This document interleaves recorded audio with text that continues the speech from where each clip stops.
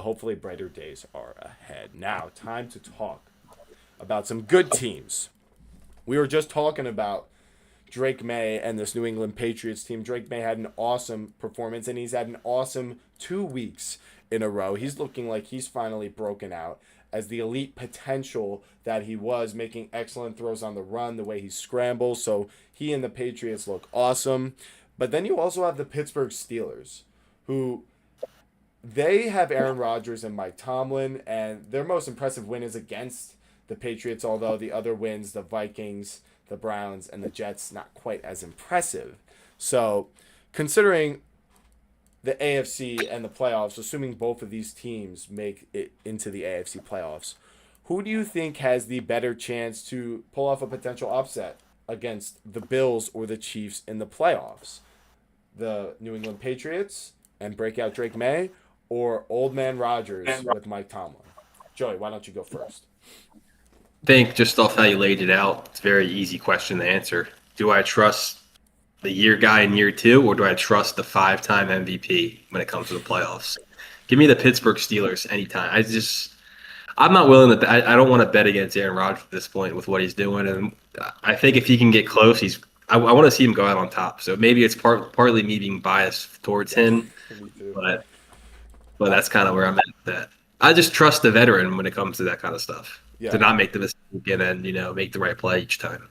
To kind of chime off of what you said too, I feel like PFF is full of it right now because they have him as like the worst ranked QB, and I just don't see that at all. Like when he's out there playing, I feel like he looks really good, and I just kind of want to like layer another question on here for you, like if you feel like they have a better chance, like how do you kind of see the game script playing out of them? Let's just say beating the Bills, because I think the Chiefs is a little harder right now, but for them to upset the Bills, how do you kind of see a game like that playing out between the Steelers in a situation that they win?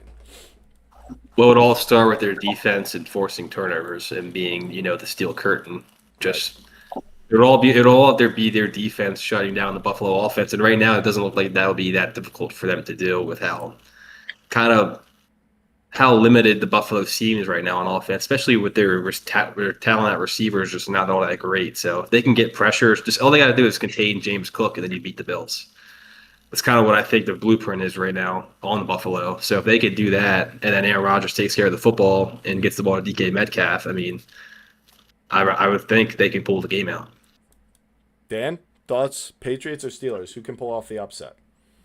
Personally, I'm not gonna lie. Like, I can't disagree with Joey on this one. I'm going with Steelers 100%, but not just because of Aaron Rodgers, but it's because both of your corners, both your number 1 and number 2 corner, both have a ring on their finger. You have probably top 3 edge rushers in the league in TJ Watt, Cam Hayward, extremely experienced defensive tackle that is also up there in the rankings, and then they still have Alex Highsmith and just a bunch of big names on their defense personally. So it's like with dudes that you have weapons to be able to stop Josh Allen's legs, plus your top corners to stop. I would say maybe I don't even want to give him like top 20, but like your average, maybe above average receiving core, and James Cook. You know what I'm saying? So it's just like I can't really see why the Steelers wouldn't be able to do that. You know what I mean? And DK Metcalf is absolutely cooking. Joey's trying to actually feed him from me right now, but it's okay. We'll talk about that later probably. But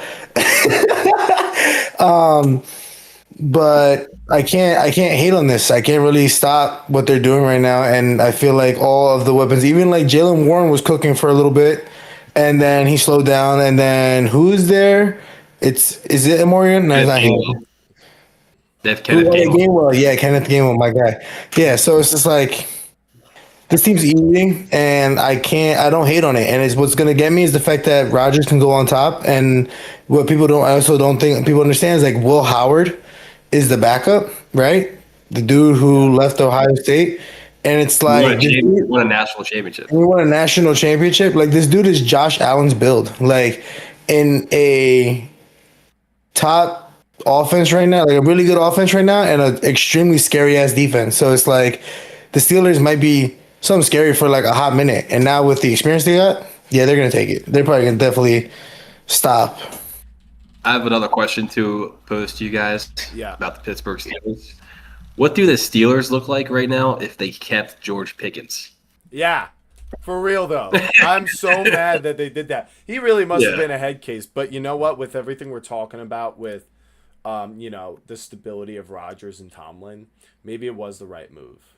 You know what I mean? Like if he wasn't, and it sounds stupid, but if you had some noise right now about Pickens, arguing that he's not getting targets, and we said how he wasn't maximized in Pittsburgh. DK Yeah. seems pretty satisfied with the way he's being used right now as the number I'd be one wide satisfied receiver. too with that contract. But here I'm He's the gonna, highest paid receiver. huh? Well, all right. This is where I want to take this discussion, because I kind of agree. I do kind of think the Steelers are the better shot to pull off a playoff upset. But hear me out on this for a second.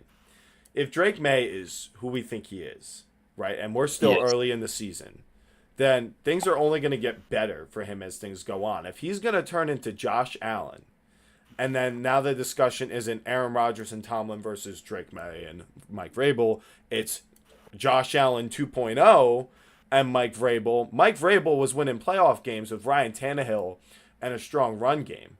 And I get that the Patriots don't have a ton of offensive talent, but you do have Diggs, and the offensive line is better than I expected. And Drake May's maximizing these other playmakers like Booty and Travion. We can still see him get Hunter going, Henry. get used more as a receiving back and control the clock through the run game. I mean, Ramondre needs to stop fumbling. That's why they lost to the Steelers in the first place. Maybe they clean that up come playoff time. But then their defense, like I said, Mike Vrabel, that defense, I don't think it's as talented as the Steelers' defense, but I think it kind of can have the same effect. Remember, Mike Vrabel pulled off the upset versus, the Ravens. That 1-seed Ravens team. Huh? I wouldn't call that an upset. Okay, well, it was an upset in the minds of millions of bettors and Vegas and all of those people. We know your strong feelings about the Ravens and the Why D1 you would bet double A on it? quarterback. There you go. Why would you bet on a D1 AA offense when they talk about the NFL playoffs? But yeah, I think it's worth thinking about because I think we kind of know what to expect from the Steelers. Whereas I'm saying I think the range of outcomes for the Patriots is much larger. Remember, the Steelers, like I said, 3 of their wins are versus the Vikings and Wentz, the Jets, and the Browns. Up next, they got the Bengals, but then listen to this lineup. This is going to really tell us who the Steelers are. Packers, Colts, Chargers. Okay? Bengals, Bears, but then Bills, Ravens healthy. Like, we're going to see who they are in the next couple weeks. So we'll come back to this, but I think the Patriots are worth. They're not. I don't think they should be written off, especially with all the parity that we I have one thing going on to this year. add. Go ahead.